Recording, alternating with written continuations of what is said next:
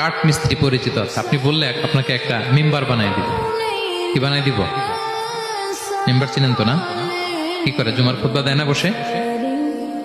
সাহাবী বলে, ইয়া রাসূলুল্লাহ, আমার এক কাঠ মিস্ত্রি আছে, আমি একটা মিম্বার বানাই দিব আপনাকে, আরাম হবে, বসে বসে খুতবা দেবেন। বিষ্ণু সাল্লাল্লাহু আলাইহি ওয়াসাল্লাম বলেন, ঠিক আছে, নিয়ে আসো। কিছুদিন পরে ওটা নিয়ে আসা হলো। ফলে লোকেশন চেঞ্জ হলো। আগে একটা মরা খেজুর গাছের পিলারের মধ্যে হেলান দিয়ে কথা বলতেন, এবার ওই যে মিম্বার সেট করা হয়েছে ওই পাশে, ওখানে বসে বসে এখন তিনি নাসিহাত করেন। তো একদিন আলোচনা করার সময় হঠাৎ সাহাবারা কান্নার আওয়াজ শুনতে পেল। কিসের আওয়াজ? সহিহ বুখারীর বর্ণনা। কান্নার আওয়াজ শুনতে পেলেন, তাও 10 মাস গর্ভধারিণী উটের কান্নার আওয়াজের মতো। সাহাবারা ভয় পেয়ে গেলেন, কই কোনো উঠ তো না, এটা তো মসজিদ, মসজিদের ভিতরে কান্নার আওয়াজ। বিষ্ণু সাল্লাল্লাহু আলাইহি ওয়াসাল্লাম বুঝতে পারলেন। তিনি মিম্বার থেকে নেমে যে ওই যে আগে যেই মরা খেজুর গাছের পিলার মধ্যে হেলান দিয়ে ওয়াজ করতেন, ওই পিলারটারে আদর করতে আরম্ভ করলেন।